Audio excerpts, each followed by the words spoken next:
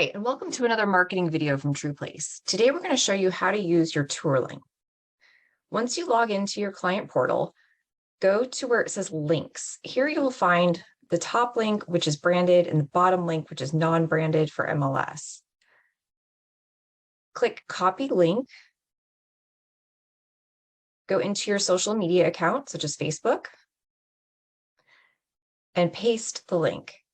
You can also add text that says, check out this listing. It will post a link to the tour and populate a photo. You can also share this link out via email, Twitter, and for Instagram, simply put the link in your bio.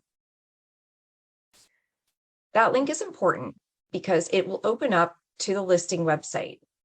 Here, viewers will be able to see the address and, most importantly, your contact information. This free listing website acts as a great lead generation source for your listings. Once somebody fills this out, it will go directly to you. If you would prefer that the link go directly to the interactive floor plan tour, simply paste the same tour link, but add $start equals floor plan. By adding that text to this tour URL link, the link will open up in a new window that goes directly to the interactive floor plan tour. Viewers will still be able to click on the contact information if they would like to schedule a viewing.